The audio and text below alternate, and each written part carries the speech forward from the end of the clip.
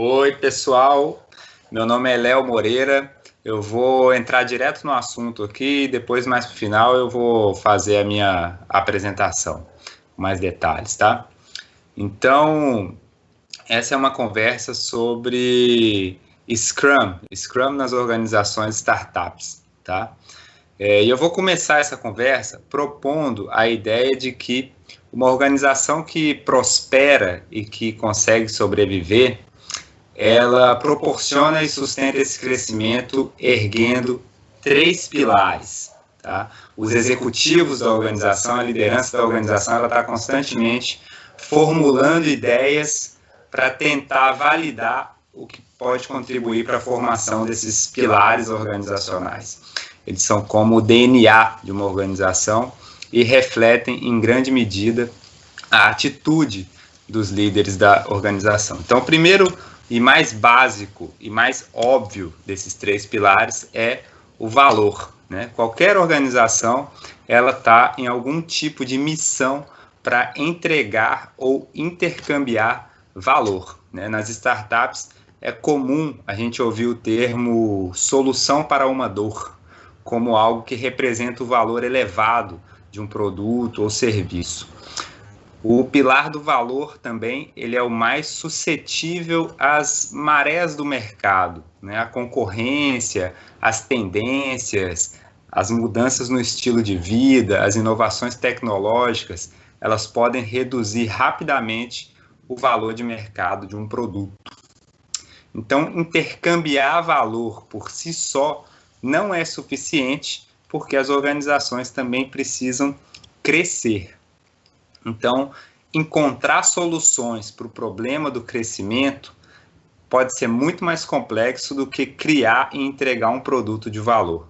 Para crescer, é preciso encontrar novas oportunidades, adaptar a mensagem, né? Constantemente a mensagem a respeito de um produto precisa ser adaptada para que mais e mais pessoas possam perceber aquele valor. Então, as startups também estão em busca do que se conhece como crescimento em escala, que é um aumento acelerado no uso da solução, sem que os custos aumentem tanto, obviamente. No entanto, quando outras organizações começam a produzir produtos melhores que o seu e a competir pela atenção das mesmas pessoas que você, o valor do seu produto começa a diminuir também e o crescimento também se torna difícil. Então, é preciso inovar. A capacidade para inovar, ela talvez seja mais difícil assim de uma organização sustentar, tá? Porque o ser humano em geral, ele lida muito bem com processos bem definidos, né? A inovação, ela move a gente para fora da nossa zona de conforto. Então, ao inovar, a gente precisa testar, precisa errar, precisa jogar alguns planos fora, começar de novo. Esse processo, ele consome muita energia. Então, a inovação, ela não se dá somente a nível de produto, tá? Então, não se inova somente no produto. É uma atitude que gera oportunidades em todas as áreas, todas as atividades da organização. As startups também se apoiam fortemente nesse pilar e usam o conceito de disrupção para denotar as inovações que mudam a forma como as coisas são feitas em um mercado, por exemplo. Então, a disrupção é mudar o jeito que o mercado funciona. Bom, erguer esses três pilares e manter eles erguidos é responsabilidade do empreendedor, dos líderes, dos executivos da organização. Não é uma tarefa fácil, porque esses três pilares, eles se erguem sobre um terreno de incertezas, né? Somente quando se começa a avançar sobre esse terreno é que as coisas vão se tornando mais certas e o caminho vai se concretizando. Então, pode-se dizer que o trabalho dos executivos é o quê?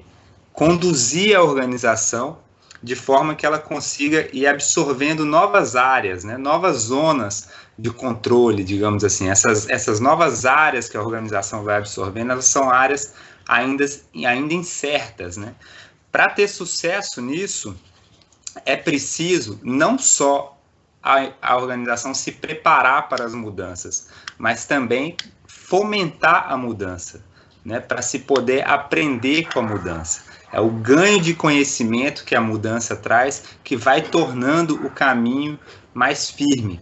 Então, a organização ela vai continuamente transformando a incerteza em certeza. Isso é chamado de estabelecer a organização.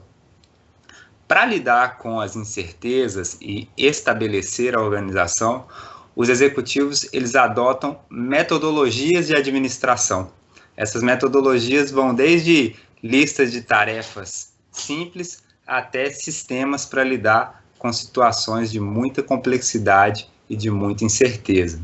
Mas é através dessas metodologias que a organização vai resolvendo continuamente os problemas relacionados a desenvolver um produto de valor, crescer e inovar, garantindo assim a sua prosperidade e existência futura. Vamos falar então desses modelos de administração. Qual é o modelo organizacional mais adequado para cada tipo de situação? Aqui a gente tem então a matriz de Stacey. A matriz de Stacey, ela demonstra a complexidade crescente das situações e classifica-as em 4 zonas. Com essa matriz, a gente consegue observar que a tomada de decisão ela varia de acordo com a natureza da situação enfrentada.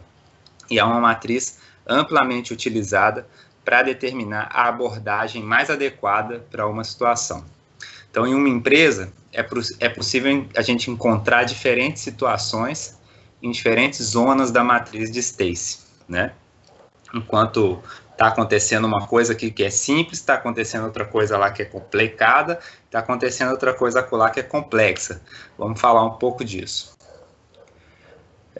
Bom, nessa zona aí do simples, né? Quando a gente está lidando com uma situação de natureza simples, a gente tem o conhecimento sobre o que fazer e sobre como fazer. Isso é o simples. Então, por isso, a gente pode usar modelos de administração que são mais baseados em processos, né? Compra no mercado, receita de bolo, por exemplo, podem ser administradas com a ajuda desse tipo de modelo, né? Um modelo baseado em processos. Então, uma lista de afazeres, checklists, blocos de notas, formulários, né? Os serviços mais burocráticos, eles também são fortemente baseados nesse tipo de modelo. Eles fazem uso de muitos checklists, formulários e esse tipo de modelo organizacional. Na zona mais complicada, né, uma situação ela mais complicada, ela exige o quê? Maior capacidade de resposta a mudanças e, por consequência, mais esforço analítico também, né? Então, pode ser que não seja possível, por exemplo, você conduzir uma operação de cargas em navios, por exemplo, transatlânticos, só com checklists e formulários, né? Uma organização vai precisar adotar um modelo de administração baseado em projeto para lidar com esse tipo de situação. Apesar de nem sempre isso ser tão evidente, muitos serviços que a gente conhece por aí adotam o modelo de projeto, né? Agências, construtoras, médicos, móveis planejados, enfim. A administração por projeto ela é muito presente na sociedade porque os projetos são mais capazes de absorver mudanças. Já nas situações em que a mudança é esperada, né, em que não só se sabe que vai mudar, mas como também se espera a mudança, se fomenta a mudança, o modelo de projeto ele pode ficar sobrecarregado, porque ele lida com a mudança, mas ele não fomenta a mudança. Então, em ambientes complexos, você precisa fomentar a mudança, querer que a mudança aconteça, para que se possa ganhar o conhecimento e gerar valor a partir dessas transformações. Geralmente, as situações que uma startup enfrenta a nível executivo, elas se encontram na zona de complexidade, porque há muito dinamismo no ambiente em que a startup opera, então também há muita incerteza. Por isso, fomenta-se a mudança, é o conceito de fail fast, errar rápido, né, evoluir rápido. E os movimentos conhecidos como pivotadas, apenas como um comentário aqui, eles são evidências de que as startups operam em meios complexos, né? Muitas vezes não se sabe ao certo o que fazer e nem como fazer, né? Isso também é muito presente nas equipes esportivas, né? Futebol, basquete, você também tem que fomentar a mudança. Enfim, para operar nesse tipo de cenário também existem modelos de administração. Esses modelos, eles são fortemente baseados em quê? Transparência, né? Transparência e melhoria contínua. Então a gente tem, por exemplo, o Kanban, que são aqueles adesivos post-its colados em um quadro, e esse quadro fica num lugar visível por todos, por exemplo. Nós temos também o Scrum, que é um conjunto de conceitos compartilhados por todos da equipe, para que todo mundo possa comunicar num só idioma, digamos assim, participar de eventos que se repetem de forma regular. Enfim, nós vamos focar no Scrum. Mas além desses modelos, que são populares em startups, a gente também tem modelos para grandes empresas, como o Nexus, que integra vários times Scrum, né, um modelo que integra vários times Scrum, e o Safe, que também é voltado para integração de grandes equipes. Foi até a Josi Palhares, que me deu a dica para colocar essa referência do Safe aqui. Bom, eu vou focar no Scrum porque ele é um tipo de semente desses outros modelos e ele é adequado para equipes pequenas, tá? De até 9 pessoas, mais ou menos. Então tá, vamos falar então sobre, para fazer uma introdução aqui ao Scrum, vamos falar sobre como uma equipe pode encarar situações complexas de forma a extrair ou produzir o máximo de valor nessa empreitada, né? Como é que uma equipe vai encarar uma situação complexa pensando sempre em como produzir o máximo de valor nessa empreitada? Bom, aí eu coloquei um navio aí para fazer uma referência com os piratas. A palavra pirata em si, essa palavra pirata, ela vem do grego peiran. Peiran, que significa tentar, tentativa, né? Um navio pirata, ele é quase um exemplo perfeito de uma equipe que decide executar uma empreitada num território totalmente desconhecido ou quase totalmente desconhecido e vai ajustando o plano de acordo com o desenrolar do próprio plano. Então essa palavra grega peiran, ela também dá origem a um termo conhecido na ciência, que é o empirismo. O empirismo significa obter o conhecimento a partir da própria experiência. É mais ou menos como aprender na prática. Esse tipo de abordagem é a abordagem ideal para quem está avançando em um território desconhecido. Então, como que uma equipe ela pode se coordenar para adotar um modelo empírico, né, e se tornar mais capaz de responder às mudanças? Isso é considerado atualmente quase que essencial para as startups. Empirismo, como eu disse, é obter o conhecimento a partir da experiência. Então, ele é ideal para reduzir os riscos.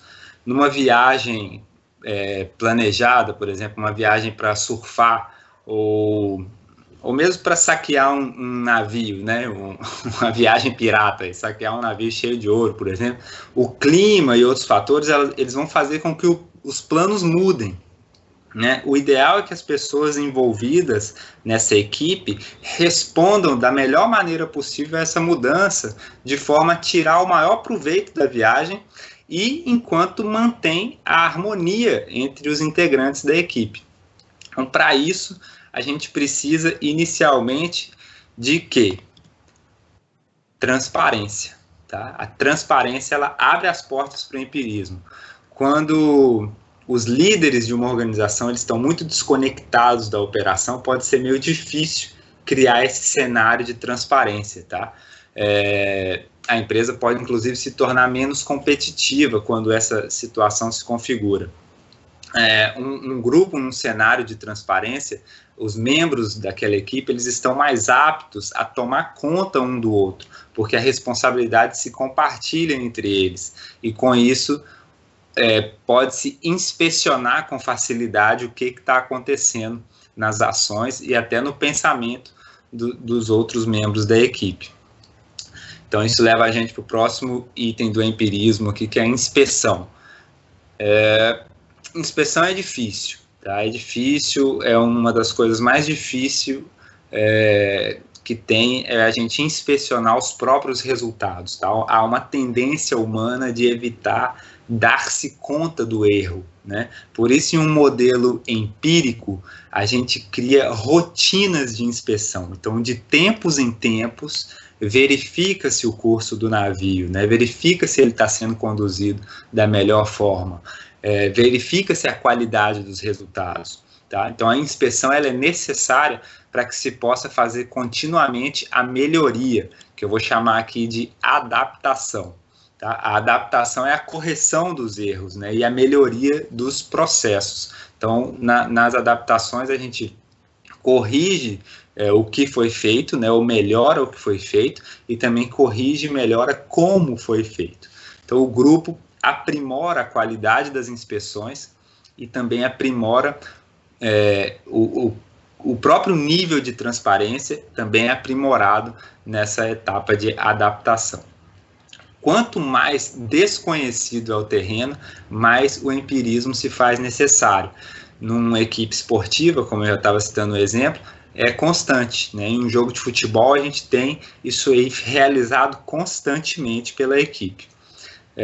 O Scrum, então, é um conjunto de regras para não deixar que o empirismo deixe de ser um valor presente na equipe. Então, a equipe adota o empirismo como um valor e o Scrum entra para manter esse valor presente na equipe. Ele começa com um conjunto de termos, um conjunto de expressões que todos da equipe entendem. É como se fosse jogada ensaiada, né? Jogada A, jogada B, o movimento C, o movimento D. O time dá nome a esses eventos para que a comunicação seja clara. E também são atribuídos nomes aos papéis exercidos dentro do time, inclusive alguns objetos que podem ser inspecionados no time. Então, todo mundo fala a mesma língua no Scrum. E ele ganha vida, então, a partir de ciclos de comunicação que se repetem, né? São ciclos que se repetem e vão proporcionando o quê? Uma base segura para que os membros da equipe possam interagir, né? Mesmo que essa equipe esteja avançando sobre um terreno muito incerto. Eu vou agora explicar um pouquinho do Scrum e vou usar alguns termos simplificados, tá?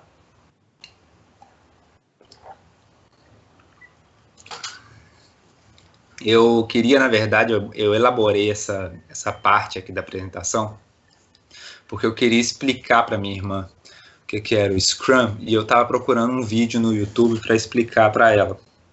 Mas todos os vídeos que eu achava usavam termos que a pessoa só ia entender se ela já tivesse algum conhecimento do tema. Então, eu acabei fazendo aqui uma tradução total aqui.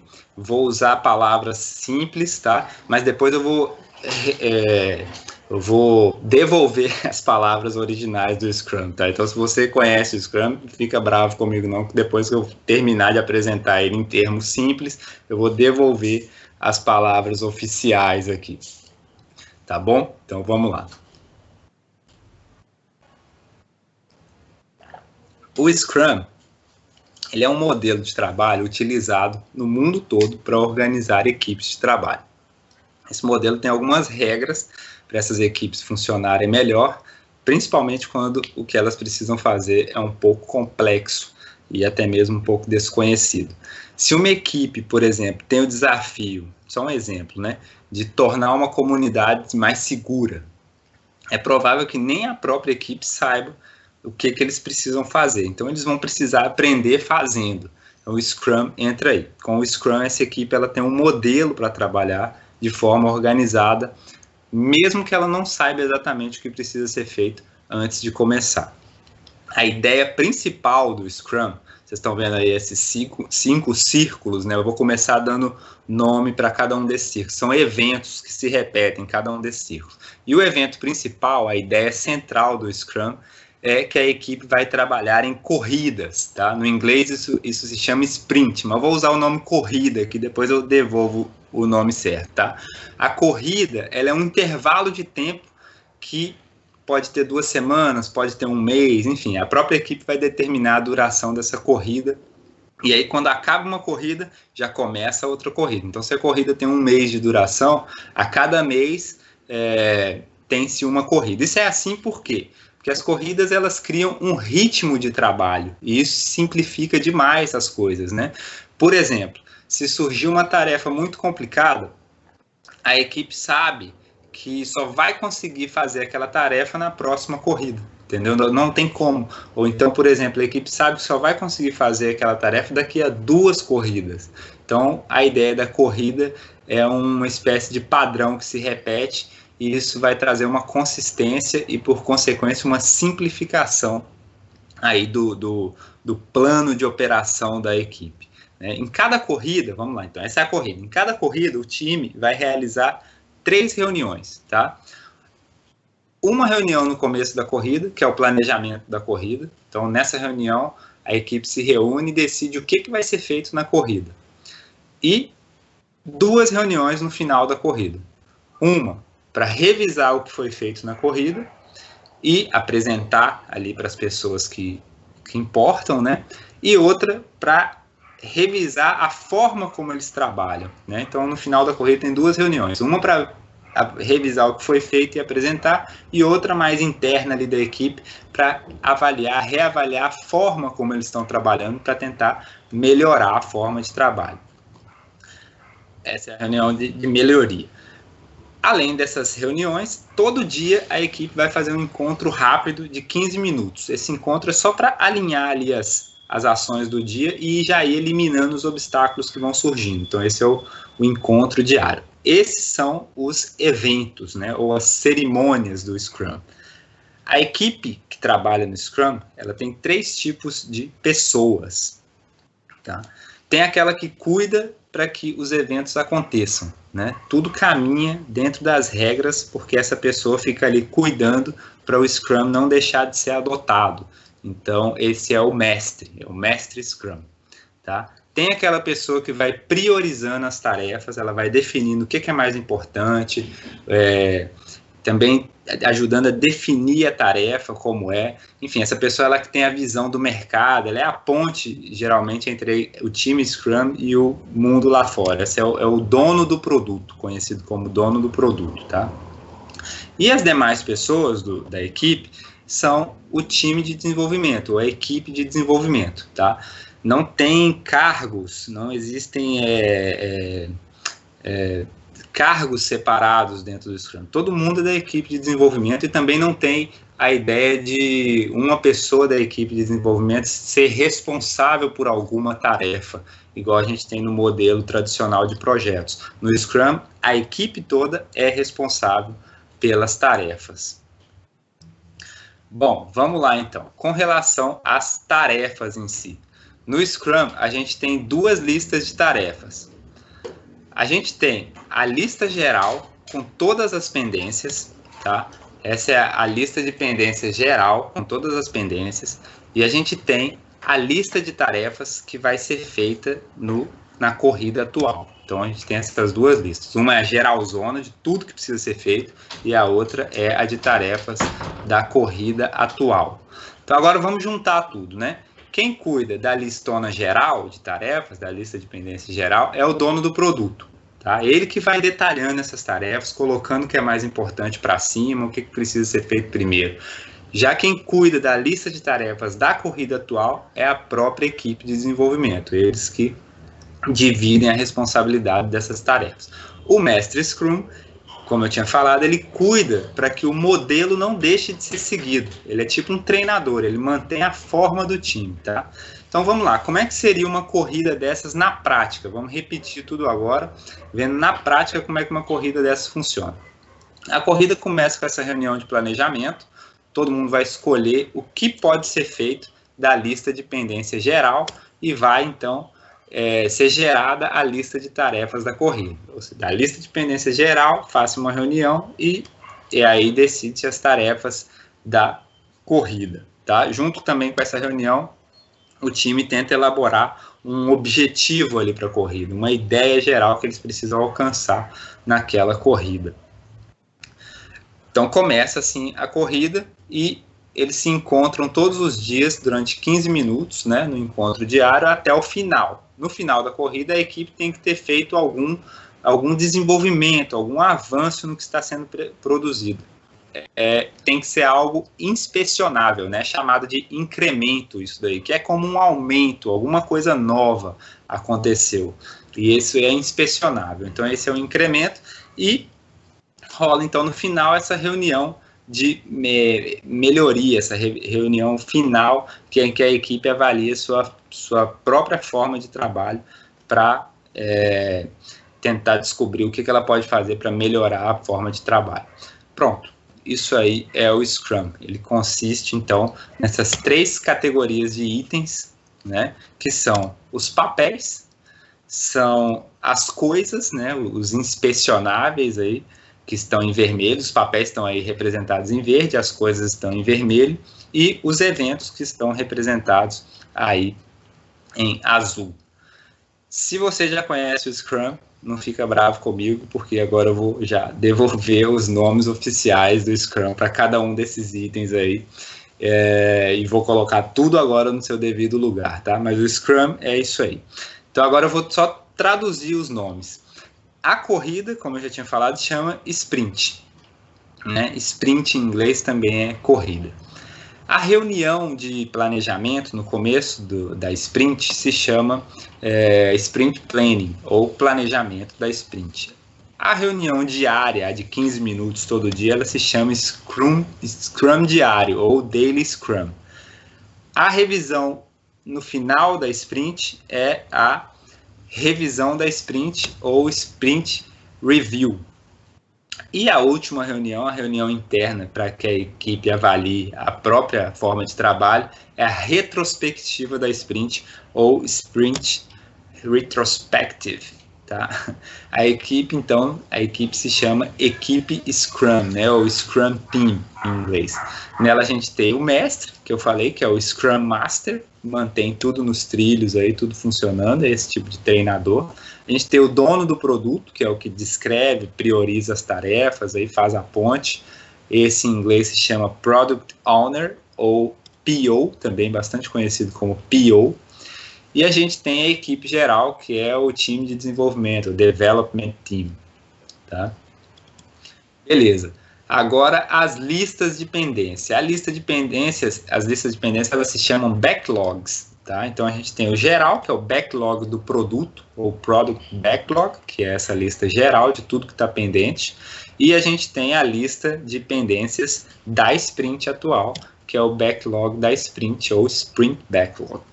Tá? Esse avanço que a equipe faz a cada sprint, ele é chamado de incremento mesmo em inglês. Então, geralmente alguma função nova, alguma coisa nova que passa a fazer parte da solução desenvolvida. Ficou só faltando falar que a equipe também precisa definir o que significa para eles a palavra feito, né? Quando uma tarefa está feita no Scrum, é preciso que todo mundo concorde que ela esteja feita. Por isso a equipe tem que trabalhar com o mesmo conceito sobre o que significa algo estar feito, né? Pode ser que feito, em alguns casos, seja feito e testado pela pessoa X, ou feito e testado pelo usuário Y, ou passou no teste tal. Enfim, se faltar um acordo sobre isso, pode dar problema, e isso em inglês é conhecido como definition of done, a definição de feito. Beleza, pessoal, Scrum é isso. Só mais um detalhe, o certo é falar framework, viu? E não modelo de trabalho, como eu disse aí. Isso aí dá até briga, então esse aí é o slide original aí com os créditos. Se você quiser printar, a hora é agora.